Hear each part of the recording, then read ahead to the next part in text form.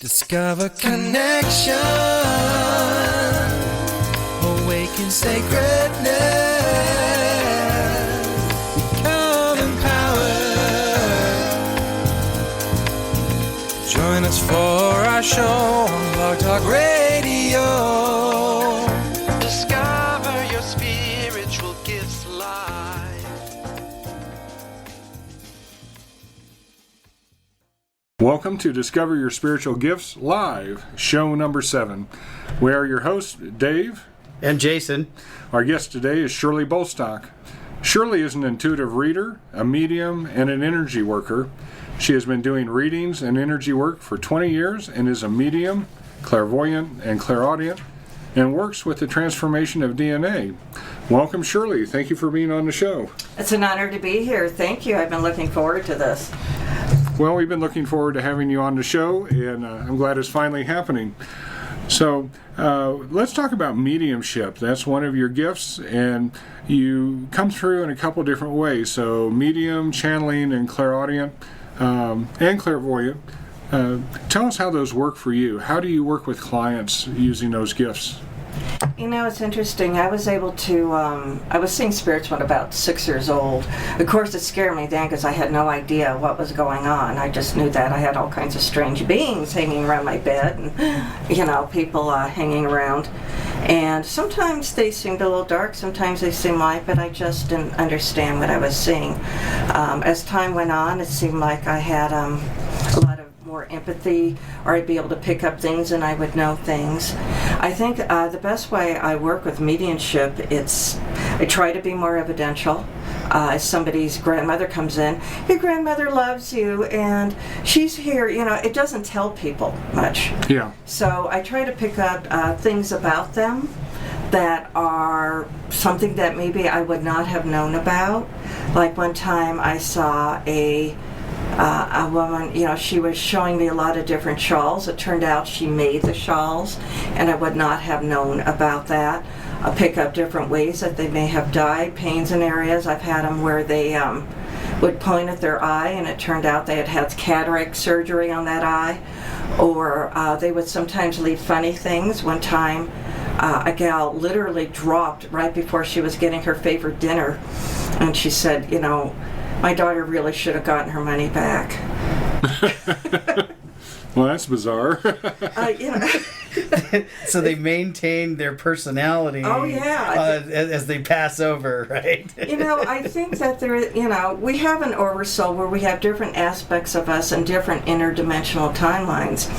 And some of those alternates can be very different. But at the same time, there's a lot of very similar things going on. So a mediumship takes on a very different aspect when you're looking at interdimensional timelines, because that person could be alive in one timeline but dead in this one. So you want to communicate with the aspect that's more direct in the timeline. What usually happens there, yes, they do seem to carry personality traits. One of the things I do with my DNA activations is I do clear them, because they can take resonations of problematic issues in their life into the afterlife, because it's all DNA. DNA is spiritual, DNA is physical, DNA is emotional, DNA is ethereal, and there are copied imprints that can come with them. So yes, you might see instances where there was something particular that might have happened to them. That might be why you might see an imprint of someone who's had an accident. It looks like half their face is gone or something, you know. Oh, these ghoulish horror stories that you hear, you know. Oh, he had no head, and they were decapitated. You know, you hear these events where Anne Boleyn was carrying her head through the Tower of London. I have channeled Anne Boleyn, and I can assure you she still has her head in the afterlife. Well, that's good news. Yeah, you know, but sometimes they may appear, you know, because there's an imprint of the way they, you know, died, or something is going on, or what people might even expect them to look like. If I get a very young version of someone who died at 98, they might not know what I'm talking about, unless I describe them, you know, as the way they knew them. Yeah. So they will appear any way they need to, but most of the time they'll take on a much younger or healthier imprint, when they go into the afterlife. But when they come through, they'll show me several different things about them. Well, help me understand something here, because I've seen many mediums, talk to many mediums. Some get symbolic information, and pretty much only symbolic information, and they're trying to figure out, like, okay, they're showing me the number 7 with a star beside that. What does that mean to you, or what does that mean to me? Versus, why don't they just talk to you? Why don't they just say, tell them that, I like licorice?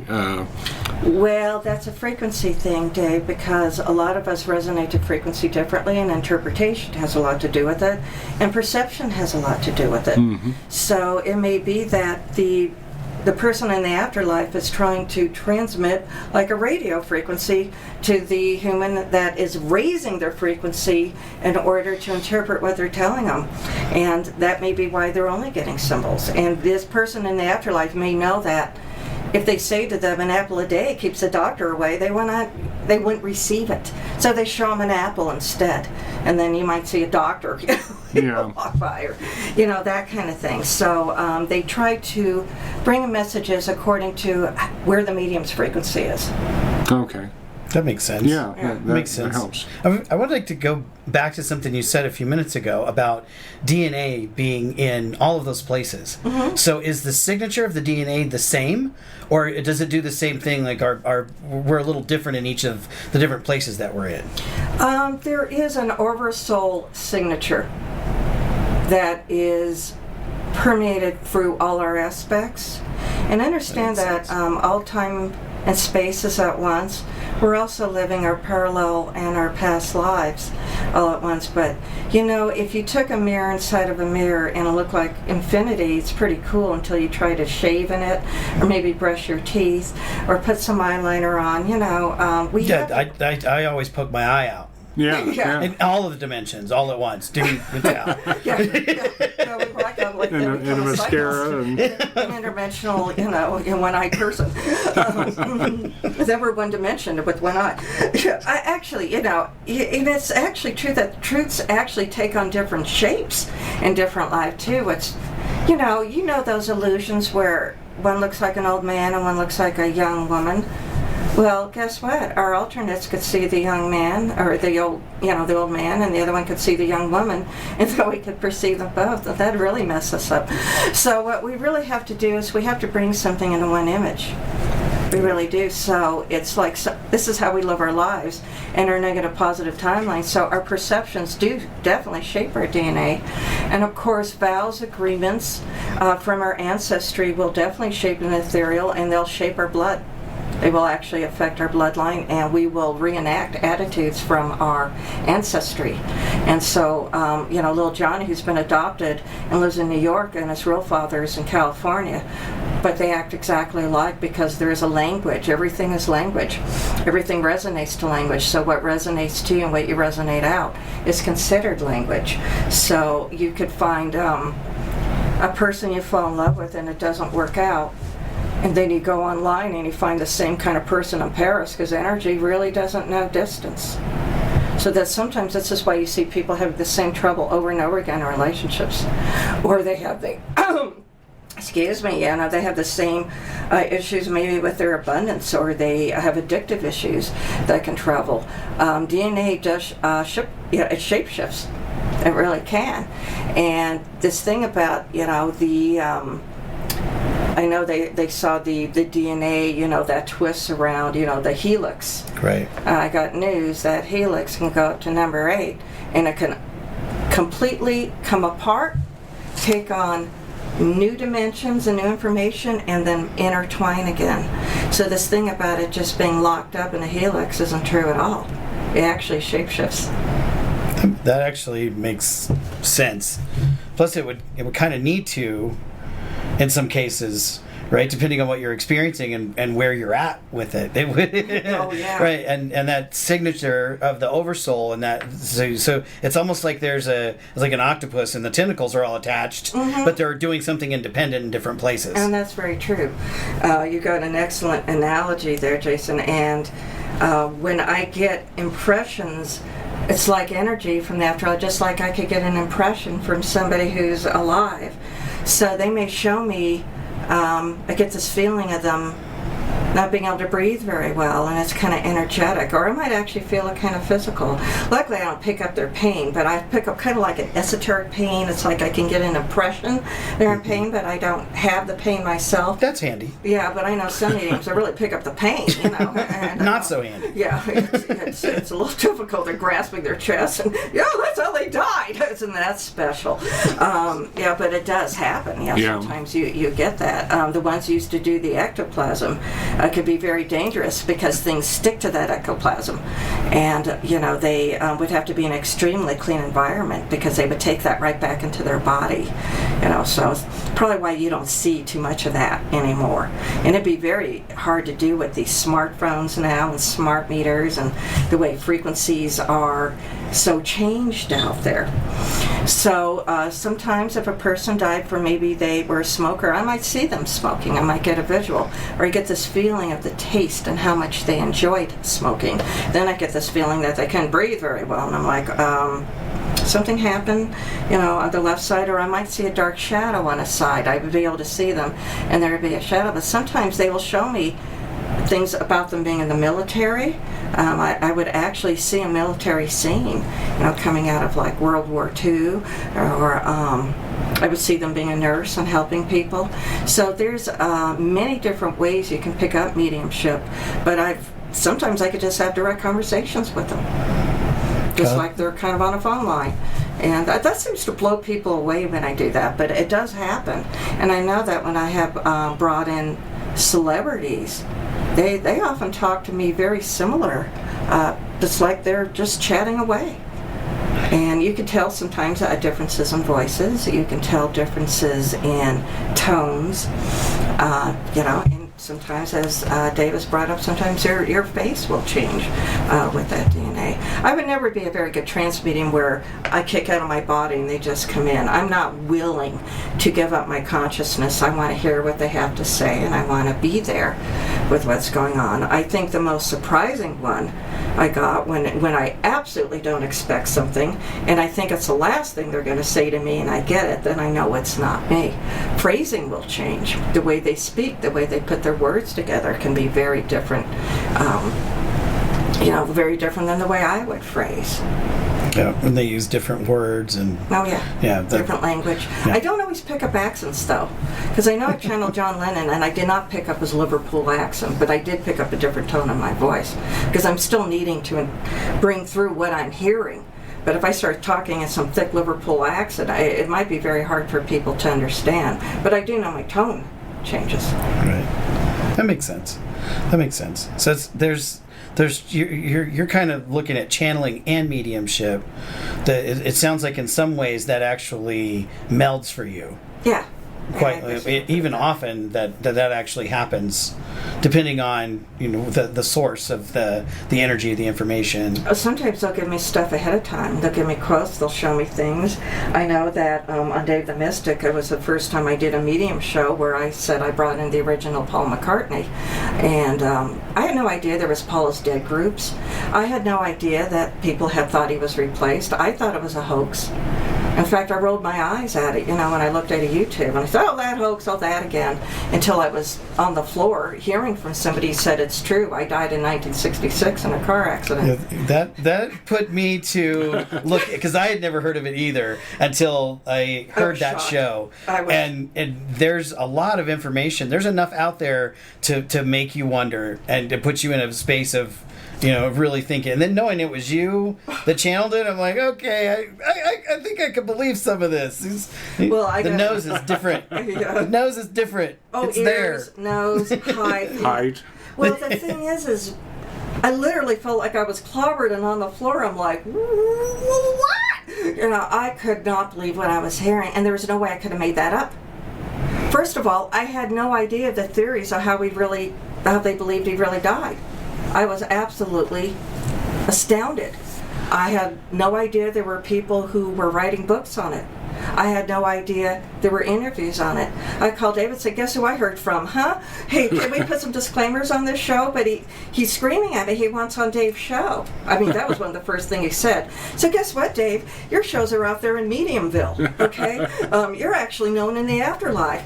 We brought in enough celebrities that they are fans. So now Dave's got fans up there.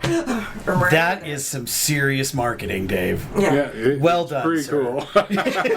Well done. Does that have something to do with the guests you have on the show? Just a little bit. Oh, okay. Yeah, he has a lot of mediums on, but one of the things they said is, I died in 1966 as in a car accident. It's true, I am dead, and I want on Dave's show. I mean, he wanted his story out. He says, you don't know what it's like watching somebody live your life and they don't know you're dead. He was actually kind of trapped at that time. And all I could do was hang out on the floor with my mouth hanging open. I was absolutely astounded. And I said, I believe you. I believe I'm hearing from you. But you have to help me do the research. Because I can't just go on cold. Because I don't even know how much I could channel, what I could say. I said, you have to help me with the research. I said, but don't just give me stuff I can look up. You have to give me stuff that can't be looked up, that someone knows is evidential. And yes, of course I got accused of, you're a fake medium, you just got into the PID research groups and you just, I knew that was coming, and I did get trolled once and accused of that, and I understood it, but I told him, I said, you got to give me things I can look up. And he did, and I would be able to look up, and then I would know he was telling the truth because I had no idea until I looked it up. But it still occurred to me if I could look it up, others could too, and they would think that's what I did first. So it was very careful to get on Dave's show to tell him what I got ahead of time and where I found it as a confirmation. So I had to be very careful as to what I really did find out on my research versus what I was told. And it was kind of a thin line, but the show went well, and we put enough disclaimers on it, and we were fine. And there was no legal action, which is a really high point. What are they going to do? I would imagine, considering the level of notoriety associated with Paul McCartney, that there wouldn't be a whole lot of stuff that would still be hidden. Mm-hmm. Right? So just about everything would be out there somehow. You would think so, but he would tell me things like him and the guys would sit around and watch the Beatles cartoons and just laugh their butts off. They just thought it was hilarious. So of course I had to look up the year of when the cartoons came on, which was 65. If he died in 66, that would work. Right. He talked about short sheeting them, switching all their ties and their suits around, so they all have the wrong things on, or they turn things inside out, or they pull a lot of pranks on each other. They seem to be really good at that. So he would tell me about some of those things. He would tell me about sneaking out the back doors where he wouldn't be watched. He said they really didn't have a lot of freedom. He told me about that. I called Jane Archer because I was in such an altered state. I just destroyed her name. And that might, really show that I was in an altered state, because if everything was perfect, maybe it wouldn't be, you would think I was reading off a script. But we found out a few more things later. But boy, he got me in more interviews, and there were theories about him being decapitated, and he insisted he was not decapitated at the scene, that happened later. He talked about several things that others were able to confirm. It did differ with some of the other theories, and there are others who swore they are channeling Paul McCartney that did not match what I had to say. And they challenged me, and I said, could be a Paul from another timeline, or you could one of us could be getting misinformation. The main thing is that there was justice done, and that if this truly happened, that we find out the truth. My stuff matched a lot of researchers, and we did have a researcher on the show who came on and said later that it matched a lot of what she had, found out on her own prior. I think the thing that was kind of interesting, knowing that I was completely oblivious to the notoriety of this, I just thought, well, this was interesting. We put on disclaimers. We did not put Sir Paul down, or, but I did come out with some theories about him, maybe being into some things that could have caused him to be able to hold Paul and the original Paul interdimensionally. He wanted to create with him. Of course, the book of Billy Shears that came out was, this is where Mike Williams came out, and I talked a lot about this, where they swore that he was actually kind of admitting that he wasn't the same guy. He was just channeling through a ghost name, letting it out there. And but what the original Paul that I got didn't totally match the book. So that was kind of interesting. And if it had matched certain things exactly, I would have wondered if I was picking up thought forms. Maybe I would be not picking up the original Paul. Some things had to differ. Some of the theories had to differ. If they matched everything, I probably would have been suspicious. Right. About that. And what was one of the first things that I thought about when it came out was, how would the guy who stepped in, Sir Paul, that as we know him now, how would he be able to continue and go as far as he did? And what you're saying about the possibility of channeling him and keeping the other soul in check, that answers a lot of that question. Well, I think there's a lot of things that a lot of technology that was available to the military may even been brought through ETs or even through Roswell, that was kept very hidden from the people. I do think that MK Ultra, which we hear about a lot of the entertainers today, was already in effect at that time. I think Marilyn Monroe fell under MK Ultra and a lot of mind control. But I do know that there is a way to download memories into a person as though they are their own. And they had experimented like this, and it could have been very well where they could have downloaded a lot of the real Paul's memories, where he was from, and put these visions into his mind. That could have very well had been done at some point. They did say he had a very extensive plastic surgery, and he was in Kenya at the time that supposedly Paul was died, and he was getting a lot of things done with plastic surgery, but there's some things you can't change, such as cranial, the shape of the head, or the ears. The ears weren't matching. And the fact that he was 3 inches taller, unless he was the St. Paul wearing very high platform shoes. All of a sudden. Yeah, suddenly there was height differences. And yes, they could have very easily worked with families to pay them off. They were terrified the girls might have killed themselves. They were bringing in a ton of money for the crown, and the last thing they wanted was for it to be found out about. If he was murdered, then they did it because he wasn't going along with the program. The British invasion was very much about money, about world order, about bringing in the new drug scene. The hippies at the time were becoming lectural. They were changing the universe, changing the DNA, bringing in the love and authenticity. So why not get them all drugged up and get them on LSD? And the Beatles also had LSD, snuck in their drinks. And there was a lot of things going on.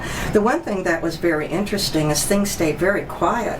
And I thought, it's pretty quiet after that show, until my phone blew up about 3-4 months later. The PID research groups got a hold of the broadcast, and oh boy, I got me a whole bunch of new Facebook friends, and I think Dave's show went viral, literally, in Australia and UK and New Zealand and the United States. It went everywhere. So evidently I was the first medium to bring what I believe to be the original Paul on the air. And oh my goodness, and when, don't think that there weren't some comments that were made in that case. And there were mediums that say that's ridiculous. I never picked them up. The always was the same. Well, Sir Paul is a very powerful man, and he isn't just some very crawly thing and things that are what you might call Luciferian. I think that he has a very high possibility of being into that kind of work. So what could very possibly happen is I know that there were times when I was trying to channel what I believed was original Paul. Here would come Sir Paul in my head.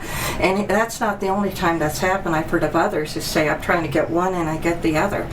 He had a way of very much merging the energy signatures together. So he knew how to work with it. DNA, and you would have to be a very good medium to be able to tell the difference. Of course, being the brat that I am, I worked at the DNA to get the original signature back to the original guy, and it seemed like a lot of things changed after that. People were starting to, we were seeing a lot more people who were crossing over in the fence thinking, well, maybe it's true, maybe he really did go. But I'll tell you, this is a huge controversy. Others say that's absolutely ridiculous, you're out of your mind. They are the same guy. But I'm telling you, if I went looking for it, I could understand them saying that. That was the last thing I expected, to hear. I was in broadcast school. We were playing those records backwards and getting all kinds of weird stuff off of them. And I just thought the whole thing was just a big hoax, and then I never gave it validity until he pinned me to the carpet, and then I could totally change it. Is that what it takes to get your attention? It did in this. He got his point across. You are going to listen. You are the right one. Yeah, and the fact that he said I want on Dave's show made me laugh. So I said, "Are they hearing the broadcast up there?" And they said, "Yes." Well, broadcast is low wave frequency. Yeah. You're darn right. They're listening to them. They just dial right in. Yeah, they can dial right in. They don't have to wait to download it or to embed it on their website. They just grab it. It's a shame. It's a shame I can't get these downloads recorded. But they seem to know. I do have a tendency to pick up on quite a few of the musicians when they die. They come by. I spoke with David Bowie for 3 days before I moved on. He had a lot to say, and I actually was doing some channels on my Facebook from him. He talked about reinventing yourself. And when I told him I was having an issue with something or there was something bothering me, he goes, "Reinvent yourself. You are your stories," which is true, which is what I've learned in the DNA work. He says, he told me how he reinvented himself 3 or 4 times, and Lazarus was his last invention of himself. And he was a very interesting man to talk to. Sometimes they would come by briefly. Prince came by, and I said, "What happened to you?" He says, "Well, they messed up my medication." I said, "They what?" He says, "They messed up my medication." And then later we find out that he had a strange dose with his medicine. Right. And he spoke to me for quite a while. And then I had a radio DJ friend who's quite psychic. He says, "I'm heading over there." And I called him and I said, "Guess who's heading your way?" And sure enough, he played Prince music all night. And he was having a ball. He could feel him. I said, "He's coming your way."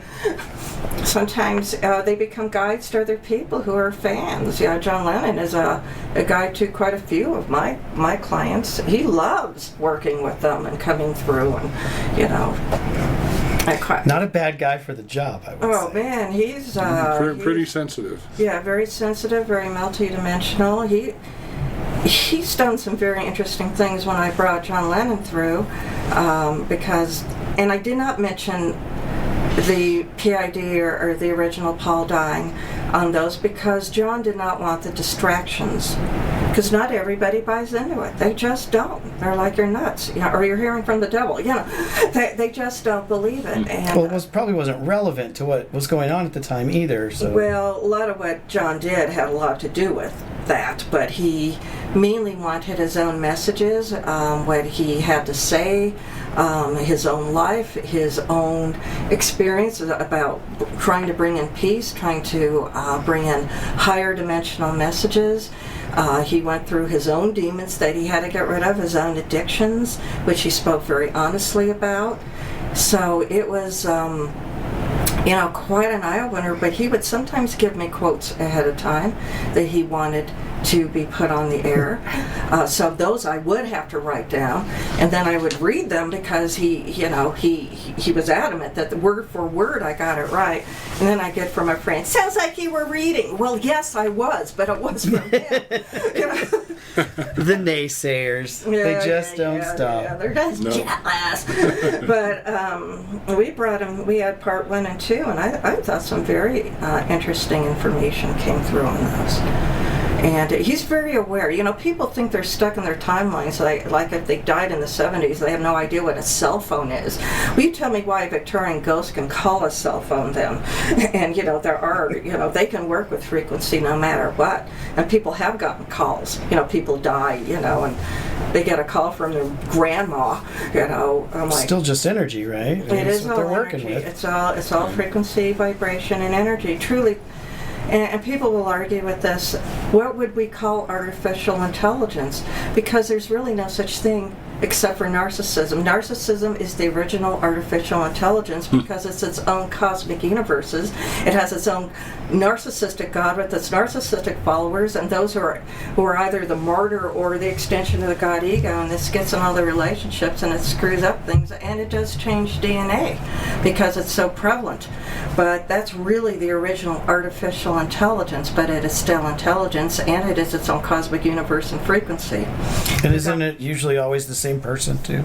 Yeah, it seems like all of those things are in the same brain, right? Yeah, haven't you noticed the same principality? You know, they almost can mark it off as it's like a collective. Yeah, it's like a collective. Narcissism is almost a collective. It is a collective, and it's very much pronounced out of there, because if narcissism becomes holy, certainly you're going to want to feel and want to be like God, and then control makes you feel like, you know, God. You know, I can do what I want, I'm special. Or as a martyr, I just want you to love me, God. I want to be your favorite. I want to be your VIP, you know. And then they pull it into, you know, the relationships where, you know, one is, you know, never satisfied, and then one's trying to anxious please, or, you know, it goes on and on and on and on. And it can become quite a terrible thing as somebody finally figures out that they were just discarded after they were no use anymore, and it does a lot of damage. So what it happens is, this is the kind of thing that our light work, or the work that we're doing, needs to totally disband and totally bring in the God I am that I am, the real God of love, the God understands, and where we could understand what the Christ did or what Jesus did. But, you know, if you just got a narcissistic God with favorites, and then the minute you don't believe the right thing, he kicks you, you know, off the edge of heaven, or you lose your salvation. I mean, there's so much more to what they consider salvation than you would ever know. So honestly, understanding our own divinity is probably what is most important here. So no AI, folks. Robots are programmed by us, and I got news. They've got emotions, and maybe we should talk about that later. Well, thank you very much. We're at a break point right now. Please stay tuned. We'll be right back in a few minutes. Thank you. Musician, author, and artist David Young will be appearing in Colorado for 4 special events, April 11th through 14th of 2019. Thursday, April 11th, A Portal Between Heaven and Earth concert and meditation presented at the Wheat Ridge Rec Center in Wheat Ridge, Colorado, starting at 7 p.m. is only $30 pre-sale, $35 at the door. Friday, April 12th, 7 p.m., The True Story of Jesus and His Wife Mary Magdalena, based on the book that David just released by the same title. He'll be holding that at Journeys for Conscious Living in Arvada, Colorado, 7 p.m. Prices are the same. Saturday, April 13th, he'll appear at 6 p.m. for A Portal Between Heaven and Earth concert and meditation at Unity Church and Spiritual Center in Denver on University Boulevard. And then Sunday, a special engagement at Discover Your Spiritual Gifts in Littleton, Colorado, will be a double event. It's an evening with David Young, and he will present portions of both of his events that he'll be doing on the other evenings. That'll be starting at 5 p.m., and prices are the same, but seating is limited. Each of these events can be found on Eventbrite by searching David Young in the Denver area. Be sure to check out the pre-sale because these will sell out in some cases. Also, on Friday and Saturday, if you would like a one-on-one session with David, he is offering $50 readings. They will be 20 minutes long. There will be some in the north part of Denver on Friday, and then in Littleton on Saturday. You can reach out to Jason Antelek at 720-434-8479 to book those time slots. We'll see you at the David Young events, April 11th through 14th of 2019. Well, welcome back to Discover Your Spiritual Gifts Live with our guests Shirley Bolstok and Dave and Jason.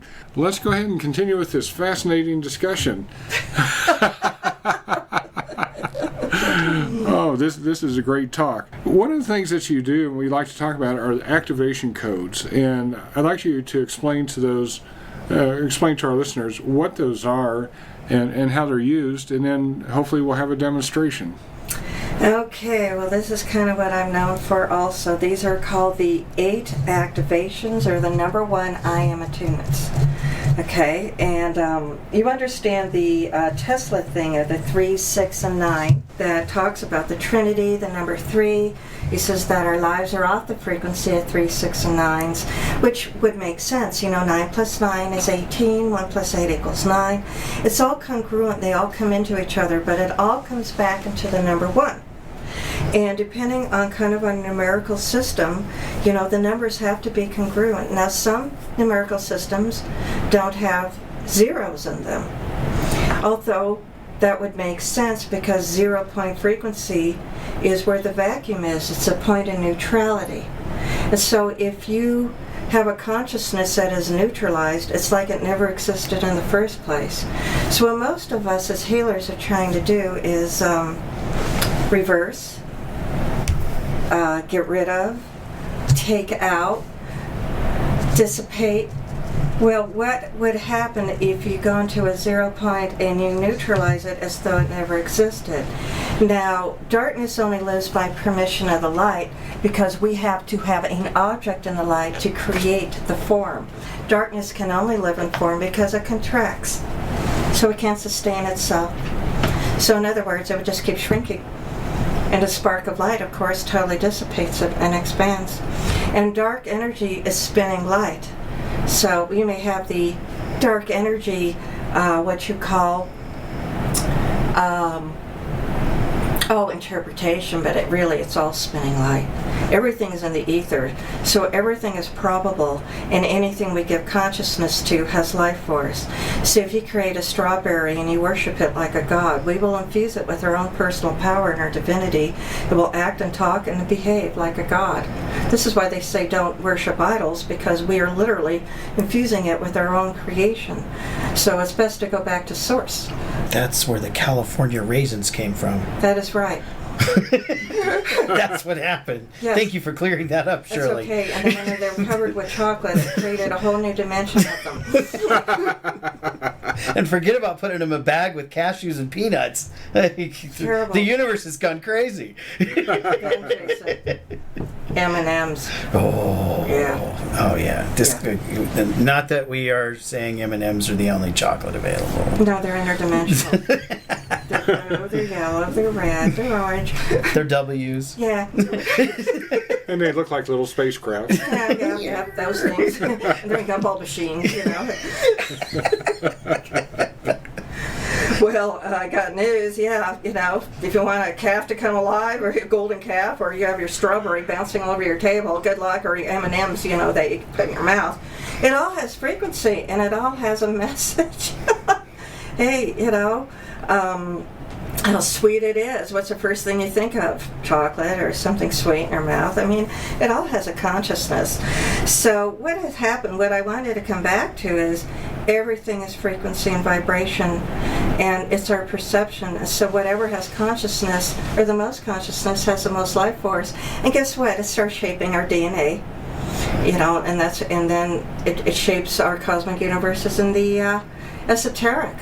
And it resonates into language, and it's what comes back to us as language. So when you change DNA, you're changing the language. Now, we have a very interesting concept here where they say that a lot of what you call maybe the Luciferians that they talk about have manned a lot of the English language and put in their own consciousness into words. And in the music that some of them sing, a lot of them are musicians, and in the music industry, they're bringing in a completely different consciousness in the very same words that we think mean something completely different. So if you think of something like master teacher or master slave, which consciousness is the stronger? You are master. Well, one may think I'm your slave, and one may say you're my teacher. but the word is still very prevalent, but it's carrying a duality of consciousness. So what happens when you start sticking duality and consciousness into at least thousands of words of the English language? Well, you're going to get a lot of confusion. You're going to get a lot of confusion in what you're speaking. You're going to get a lot of confusion in what you're taking in. And if you have an ancestor that got cursed, whatever, they made somebody angry, and maybe that curse was strong enough to take effect, and then it travels to the next iteration and the next generation, and it gets stronger and stronger and stronger and stronger and stronger. Next thing you know, we're living our ancestors' patterns. It's like, why did all these men die so early in our lifetimes, and why are people mainly getting this disease? And because disease has to be in the esoteric before it gets in the physical body, so there has to be a DNA esoteric opening for it to even come in before we even bring it into our bodies. So we're talking about something very, very important to our life force. So I'll go on to say that this is why some people like prayer language or star language, because it's a language outside of our typical language of every day. Now when we're talking in abbreviations and text, we're probably shortening the consciousness. You know, you have a little I instead of a big I. You may be actually diminishing the I in yourself. So watch your abbreviations. If you want to talk with OMG all the time, or oh my God, they actually do mean, you know, that's a consciousness that is permeating a abbreviation on top of words.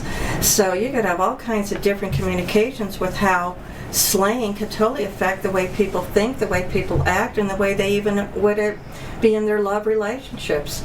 They may totally relate to each other through a slang language. So this is something that we always have to consider. And then when you look at the Victorian age, where everything was pronounced so beautifully, and if the aristocrat at the breakfast table, I literally thought I had to get a dictionary trying to get through 2 pages of that from Oliver Wendell Holmes. It absolutely improved my poetry. But, you know, when you get into symmetry of words, why do you think spells use rhymes? Why do you think poetry affects us in such a symmetric way, where somebody creates a beautiful poem and they're like, oh my God, that really affected me? Because there's symmetry in the rhyme, there's synchronicity coming in through playing with words. This is one of the reasons I'm a poet, and I do have poetry books out there. This is why I publish haiku, or I play with symbols, or I play with definition of words. So hello, we got a ton of consciousness out there. Now when you got an object in the light and it creates a shadow, it's a form. That shadow can come very, very dark. It could have very serious negative, consciousness in it, and it could be very, very powerful. And anyone who relates to that shadow, or that shadow's in their spirit, could be affecting them very, very strongly. And this could be a curse, a vow, a wire, or something that isn't working for them. It could be consciousness that's very dark in their lives, where they're prone to depression. It could be witchcraft. It could be a lot of things. And believe me, manipulation is like witchcraft. You got to watch a duality as a good guy, bad guy. Nobody is all dark and nobody is all light. Dark people do good things, and bad people do good things, and good people do bad things. These things happen. It's more the intention of the consciousness of what takes hold. You cannot point a finger and say, dark, and that one's light. I work for the light. Well, I got news about this, because I remember sending a ball of light to somebody that was under witchcraft, and I thought, haha, I'm sending him all this love and light. Well, it came back at me with all his infusion of witchcraft and knocked me on my rear end. It can be programmed. So watch when you fill your room with light, because anything but the kitchen sink may come in. It's your version of light, of what you believe is actually protecting you, may not be protecting you at all. There's many that say Lucifer is a light being. The God Christ is a light being. Hello, which one's the real light being? It's your perception of what you believe is a light. Many say this is really truly God. Oh no, it's Muhammad. No, it's Jesus. No, and it's whatever you're giving this consciousness to. The truth is ever moving at all times. Not to saying the crucifixion didn't have it, or Jesus isn't is not the way. Jesus can very well be the way and the truth and the light. But we got to understand that we are giving definitions to what we believe, who they are, and what they represent, and that could actually even limit the divinity of where they're trying to bring us, because we're trying to bring in what you call a limited version within our perception of what they believe they did. No one is ever going to be able to understand completely the chain of consciousness that the crucifixion truly created. You know, or who the God I am that I am, is true unconditional love. Well, how do you wrap around unconditional love? How do you wrap around that the truth is love at all times, that love, that there is a word for love in every language out there, all galactic and that type of thing, and numerical systems pick up these things. So here's where I ran into a snag. Okay, so when we go to 0 point, where we remove that object in the light and that form disappears, nobody can describe it, because it's like it never existed, and it didn't matter how dark that consciousness was created. So here's what happened. Unfortunately, being in our hands and DNA, good guys and bad guys, well, I'm going good, bad.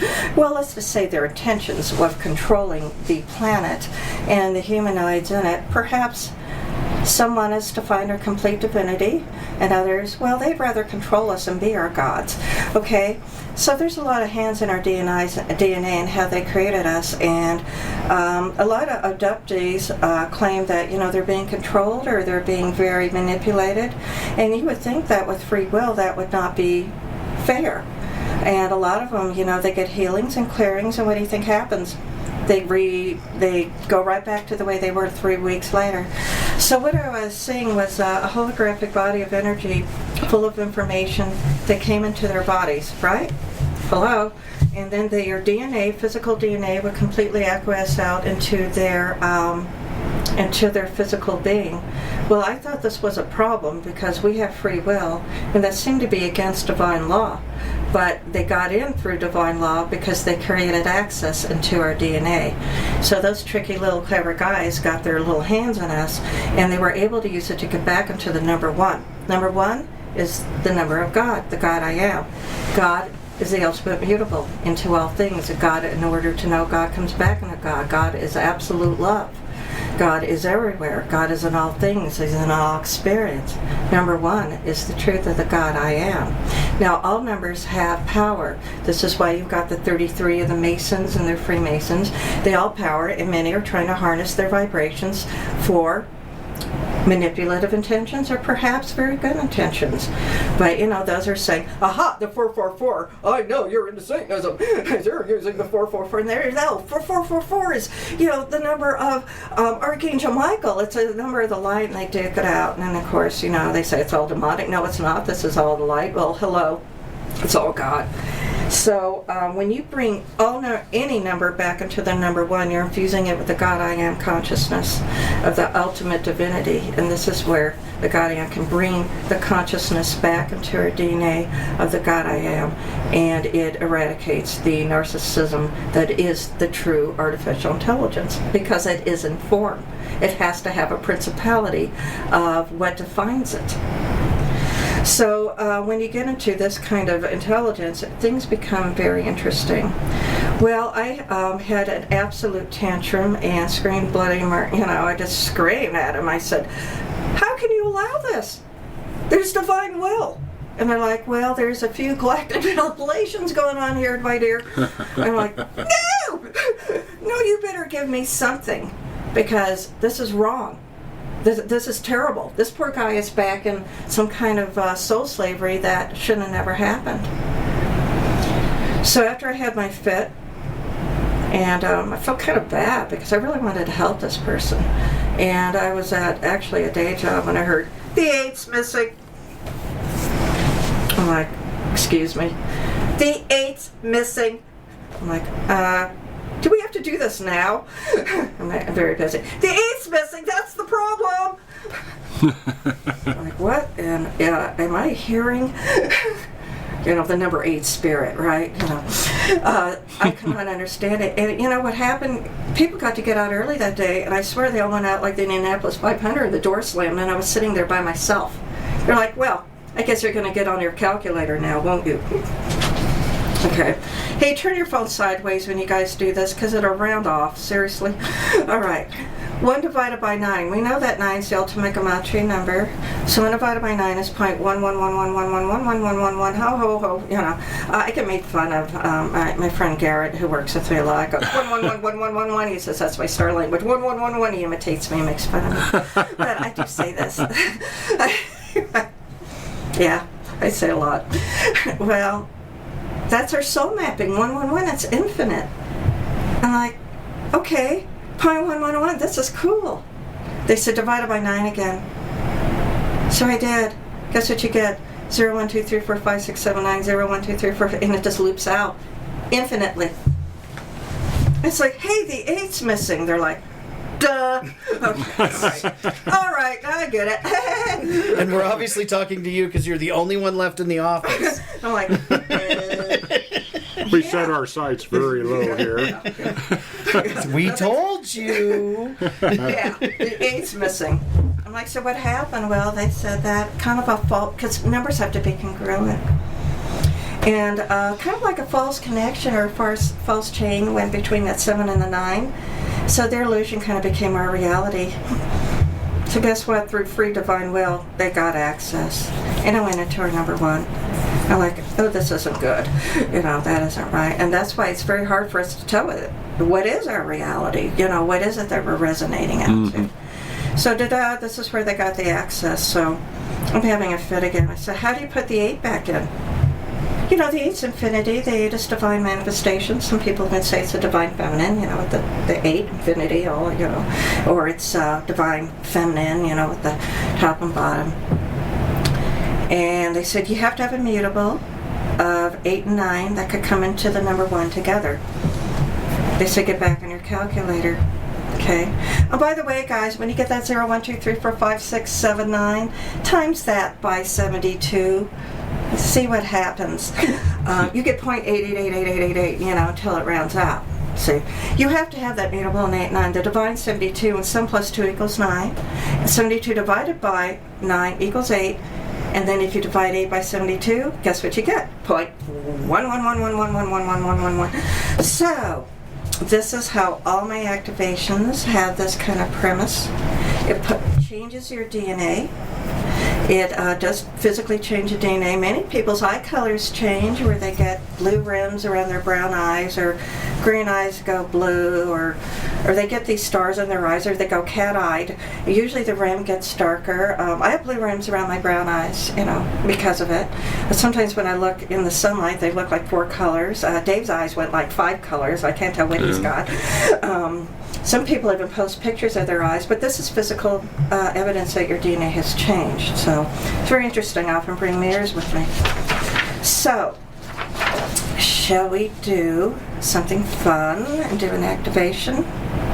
Yes. Yes. Yes, please, Shirley. Yes. Well, since you asked nicely, let's go for it.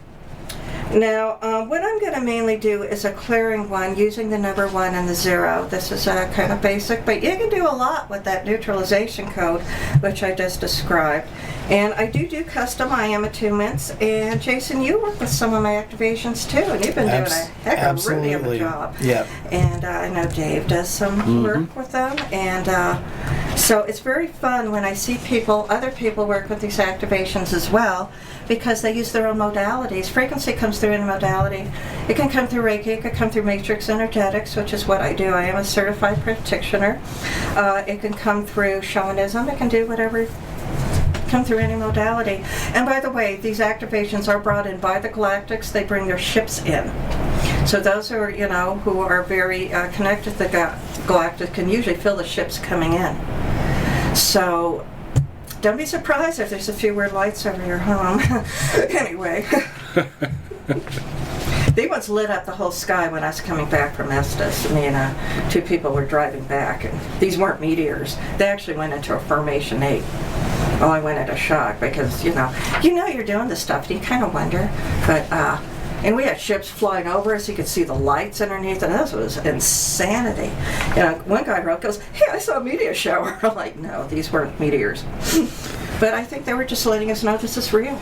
And I know that the fleets come in. And they come in interdimensionally, past, present, and future.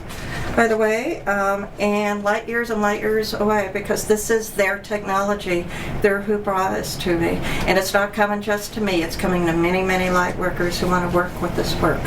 So, more power to that.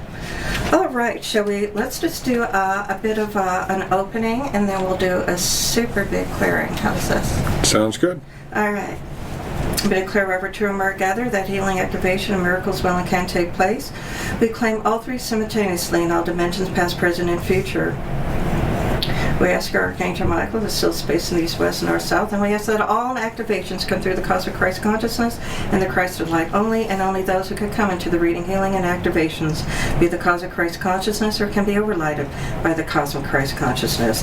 We ask that those things that be released, activated, and healed come to only the highest good of the divine beings listening now. We ask that all transmutations, activations, transformations, healing, and miracles come through the power of the Holy Spirit and the cosmic Christ consciousness of the God I am that I am, who reigns on earth as it is in heaven, who has ordained absolute sovereignty, absolute divinity, absolute wholeness, and the purity, the immaculate light of the God most divine, and who by the consecrated righteousness of the sacramental laws have ordained the right to free will to be set in all time frames and dimensions, past, present, and future, alternate, direct, and parallel lives, alternate, direct, and parallel timelines, alternate, direct, and parallel universes, and on alternate, direct, and parallel spaces of in between, including all retrocausal timelines throughout the collective, in all bodies, spiritual, mental, physical, emotional, ethereal, in all translucent bodies of the glorious name of the God I am, that I am, of the exalted God Most High.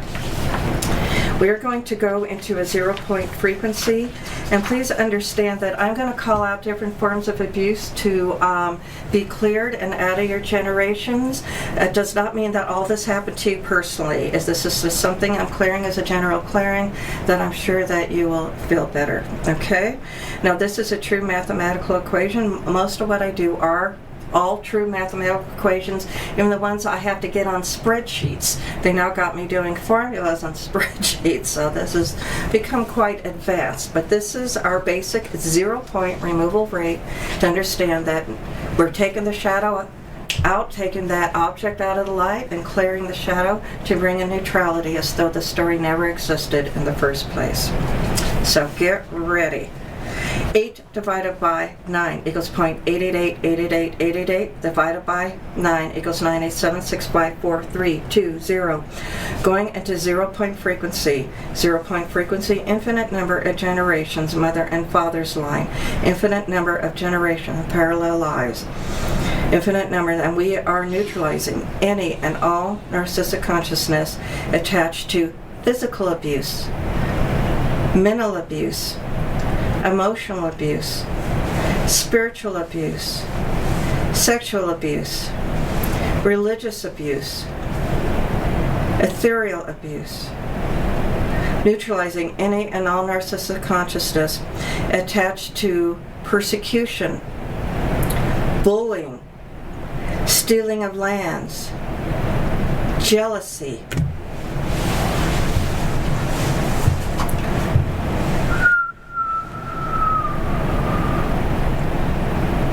abundance issues that are attached to deserving to be loved. Neutralize now. Divided by 8 equals 1, 2, 3, 4, 5, 6, 7, 9. Divided by 1, 2, 3, 4, 5, 6, 7, 8, 9. It's 0.1111111111111 now. Now, I do use some star language. Don't let this scare you. It is a prayer language, and it's outside the consciousness of the regular English language, so I'm going to do just a little bit of it. Now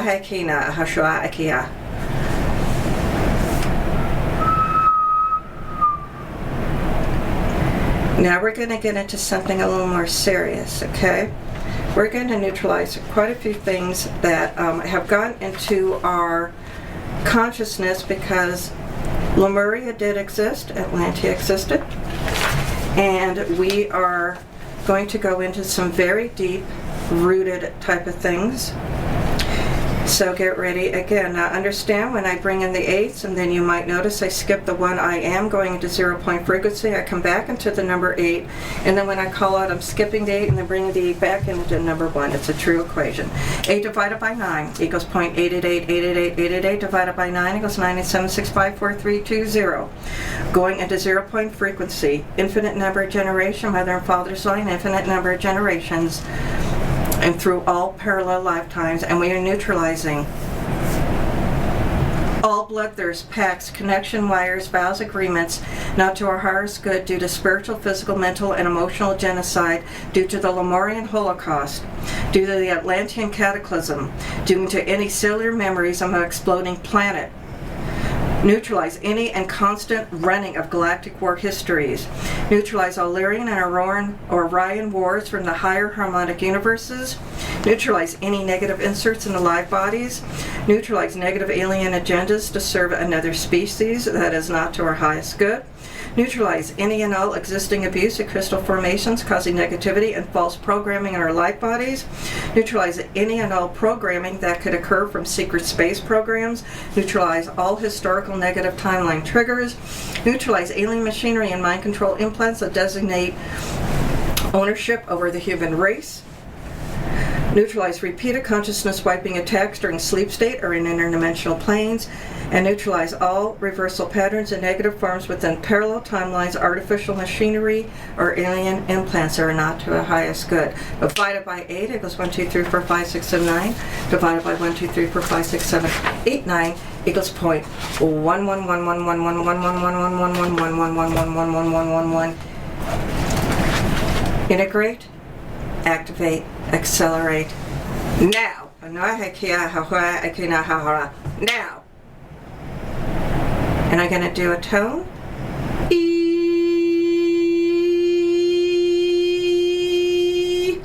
Now. There you go.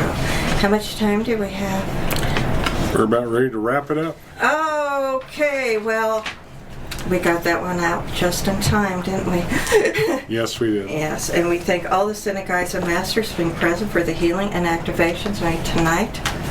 And we ask that these are recorded throughout the collective in all bodies, spiritual, mental, physical, emotional, ethereal, and all translucent bodies of the glorious name of the God I am that I am, of the God Most High. Thank you. Thank you, Shirley. Thank you. That was an amazing ride. It's always so fun to listen to how things have evolved for you and how they've changed and how focused it is. Thank you. And having you've expanded my awareness of the equations tonight for sure, and helped me take it to the next level. That's quite a compliment. To continue to help people do the next thing, right? Yes. Thank you so much for that. That was really powerful stuff. Yes, and all those people out there listening to the show, if your cars levitate, please give us feedback. Also, if you can't find your left shoe, Yeah. we need feedback on that too. It's in a dimension somewhere. Yes, cue the Twilight Zone. Just ask him to bring it back into this dimension. I'm sure it's here. Well, Shirley, thank you so much for coming down here and seeing us and being on the show. This is a real joy to talk to you, and we look forward to doing it again in the future. Oh, this was fabulous. Thank you. Okay. Well, thank you everyone for listening to the show. We'll see you later. This is Dave. Jason? And Violet in spirit. And Shirley. And Shirley. Please stay tuned. We're going to highlight several practitioners as we close out the show, and they'll have great messages for you about what they do. Thank you so much for joining us, and take care. Hi, I'm Nikki Milton. I am the Center Manager and Marketing Manager here at Discover Your Spiritual Gifts. I'm here 2 days a week on Mondays and Fridays, marketing this beautiful center and making sure that the center is up to standard for all you lovely guests who will hopefully come and visit us soon. I also own a content marketing agency, so I'm a teacher here in the space because I have a real passion for helping the spiritual business owners in this community learn how to brand and market their businesses. So I run a business class series every year on branding and marketing and social media classes, as well as a full strategy workshop towards the end of the year to help you get your business in line for the upcoming year. And that is what I do here at Discover Your Spiritual Gifts. This is Janice Dow, and I want to help you live a life of ease, joy, and grace. I help people who want more happiness, may be feeling stuck or burdened, may want more energy, or want to take control of the mental chatter in their mind. Our body-mind is very powerful, and if we understand how it works, we can bring about positive change in our lives. Change is constant, and you may be swept up and feel powerless, but I can show you a different way of being. You can direct the change via intention, where you become empowered through evolution and transformation. You can learn to be powerful and energetic. We truly live in an age where self-directed transformation and evolution is possible. In 2013, I lost my job, and when working with a career coach, I was told that I was unconsciously giving my daughter all of my vital energy. And once I understood the need for boundaries, I began learning about subtle energy as I restructured my approach to my relationship with my daughter and moving forward in my energy work. And luckily, I'm able to apply what I have learned to self-care. I can do the same for you. My unique approach combines brain and body-mind sciences with the unseen world of subtle energy. These modalities are the secret sauce that help you to move with more grace and ease. Each session is tailored to your needs. You can be happier today. You can be in the flow of the universe. You can quiet the chatter in your mind. You can do it, and we'll have fun. I'm at Discover Your Spiritual Gift Center on Tuesdays. Hi, I'm Joyce Gerald. I am a trance channel. I do individual readings, but what I really love to do is teach people how to channel. I've been teaching channeling for about 11 years. I kind of stumbled into the teaching part because I had a client who came to me who wanted to channel, and she said that the only way she could do it is if she was hypnotized because she was terrified. So I was channeling Archangel Metatron for her, and he turned the tables on her and had her start channeling for me. She was absolutely fantastic, one of the best people I've seen. When she was finished with it, she was in tears because it's the first time she'd been able to do it without being hypnotized first. Her guides had asked me if I would start a class to help support her so that she would be comfortable channeling around other people. And so I said, okay, I would teach channeling. So I did a little research and gathered several people to attend the first class. We were all very excited. So I said that she was supposed to bring me to the teaching part of what I do. I enjoy it immensely. Everyone channels in my classes. I have never had anyone who is unable to, but anyone who came in with the intention and the desire always was able to channel. And it's a really fun class. I'll be teaching classes here at Discover Your Spiritual Gifts beginning in March. I have 2 level 1 classes coming up and then a level 2 class. The level 1 class enables you to initially have those words come out of your mouth, but at that point you're not really able to